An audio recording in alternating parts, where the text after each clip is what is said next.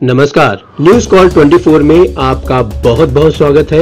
Opinion Bharat में आज हम बात करेंगे, क्या दिल्ली में योगी फैक्टर के चलते कांग्रेस और आप के बीच गठबंधन में कोई पेच फंसा था क्या? दिल्ली में आम आदमी पार्टी और कांग्रेस के बीच गठबंधन आसान नहीं था।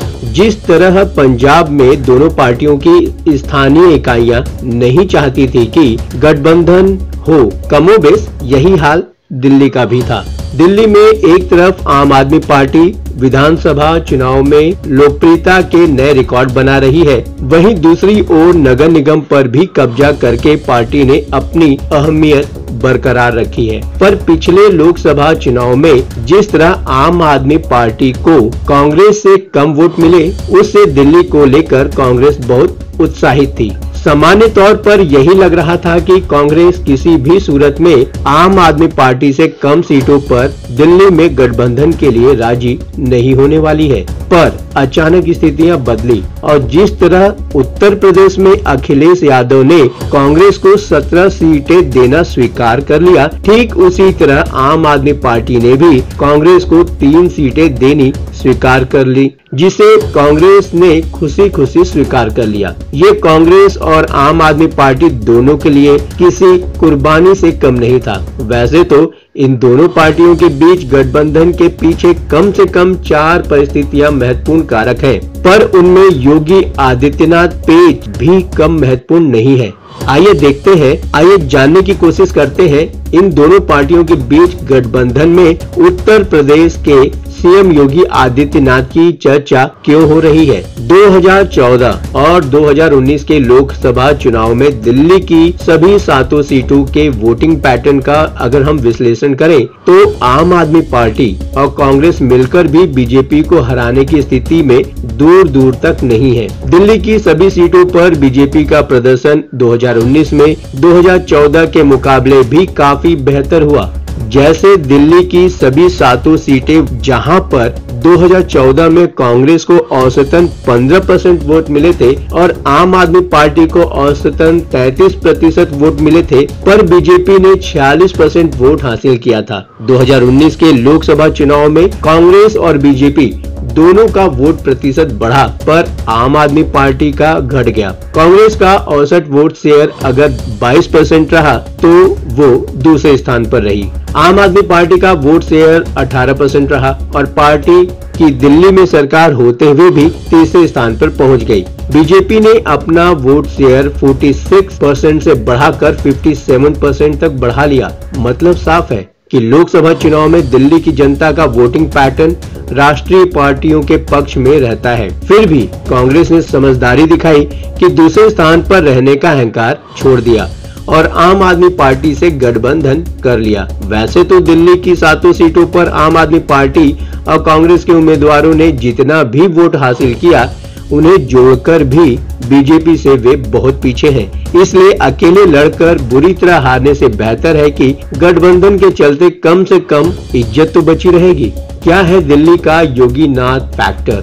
इंडियन एक्सप्रेस अखबार में छपी एक रिपोर्ट के अनुसार कांग्रेस और आम आदमी पार्टी के बीच जिन सीटों पर पेच फंसा हुआ था, उसमें योगी फैक्टर महत्वपूर्ण था। दोनों पार्टियां दिल्ली की नॉर्थ ईस्ट और ईस्ट दिल्ली को लेकर असमंजस में थी। इन दोनों सीटों को दोनों पार्टियों अपने पाले में नहीं रखना चाहती थी।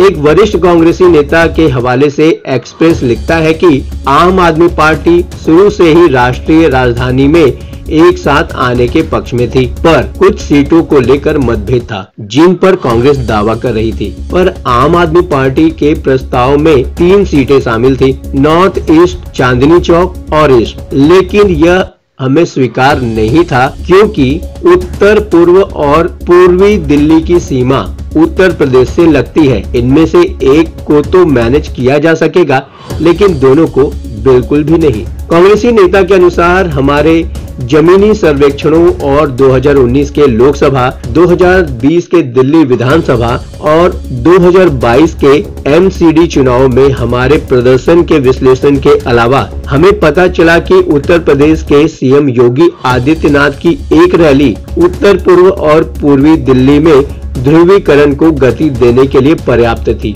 यही डर दूसरी तरफ भी था, मतलब कि आम आदमी पार्टी भी यही सोच रही थी। एक्सप्रेस लिखता है कि आप और कांग्रेस दोनों के अंदरूनी सूत्रों ने स्वीकार किया कि उत्तर पूर्वी दिल्ली का समीकरण उतना ही खराब है जितना गुजरात के भरूच का। नॉर्थ ईस्ट और ईस्ट दिल्ली में क्यों डर रही थी दोनों पार्टियां? क्योंकि दिल्ली की नॉर्थ ईस्ट और ईस्ट दिल्ली सीट बीजेपी की मजबूत सीट बन चुकी है। पिछले चुनाव में दोनों ही जगहों से बीजेपी के प्रत्याशियों ने 3 लाख से अधिक वोट से चुनाव जीता था।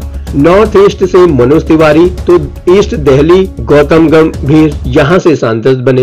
ये दोनों लोकसभा क्षेत्रों की सीमाएं उत्तर प्रदेश की सीमाओं से मिल रही हैं। उत्तर प्रदेश में कानून व्यवस्था की स्थिति में जो सुधार हुआ है उसे यहाँ के लोग अपनी आंखों से देख रहे हैं। कभी बदमाशों की शरण स्थली यूपी हुआ करता था। दिल्ली से भागकर यूपी में शरण लेते थे गुनाहगार। अब स्थितियां उल्टा हो चुकी हैं। दिल्ली में अपराधी सुकून महसूस करते हैं। बिजली और सड़क की स्थितियां भी बेहतर हुई हैं। ठीक इसके उल्टे दिल्ली की तरफ परेशानियां बढ़ी हैं। इसके साथ ही इन क्षेत्रों में यूपी के लोग काफी आकर बस गए हैं, जिनके आना जाना यूपी में हमेशा लगा रहता है। पिछले चुनाव का वोटिंग ट्रेंड भी यही कहता है कि बीजेपी की अब ये दोनों मजबूत सीट बन चुकी है। उत्तर पूर्वी दिल्ली में पिछले लोकसभा चुनाव में कांग्रेस को 29% वोट मिले थे। आम आदमी पार्टी महज 13% वोट प्राप्त कर पाई थी। दोनों को मिला देने पर भी इनका वोट शेयर 42% ही होता है, जबकि बीजेपी ने यहां 53% वोट कब्जा करने में कामयाबी हासिल की थी। उत्तर पूर्वी दिल्ली संसदीय क्षेत्र के तहत सीमापुरी, गोंडा, सीलमपुर, गोकलपुर, रोहतास नगर, बाबरपुर, करावल नगर, बुराड़ी, तिमारपुर और मुस्तफाबाद जैसे विधानसभा क्षेत्र आते हैं। यहाँ पर कई घनी मुस्लिम बस्तियां भी हैं, जिनके चलते वोटिंग के दिन तक वोटों का ध्रुवीकरण हो जाता है। इसका फायदा भी बीजेपी को ही मिलता है। यही हाल पूर्वी दिल्ली लोकसभा सीट का भी है। 2019 के लोकसभा चुनाव में पूर्वी दिल्ली में कांग्रेस को 24% और आम आदमी पार्टी को 17% वोट मिले थे। यानी यह दोनों दलों का वोट शेयर जोड़कर बीजेपी के 55% वोट से 14% वोट कम था। तो अब आप समझ गए होंगे कि योगी आदित्यनाथ फैक्टर पेज तो बना है। क्या दिल्ली में आम आदमी पार्टी और कांग्रेस के इस गठबंधन और सीट शेयरिंग से बीजेपी को नुकसान होता दिखाई दे रहा है या नुकसान होगा? आपको क्या लगता है? कमेंट के माध्यम से मुझे जरूर बताएं। अभी तक आपने हमारे इस चैनल न्यूज कॉल 24 को सब्सक्राइब नहीं किया है तो कृपया इस चैनल को सब्सक्राइब करें और नोटिफिकेशन में जाकर ऑल का ऑप्शन दबाना बिल्कुल न भूलें। नमस्कार।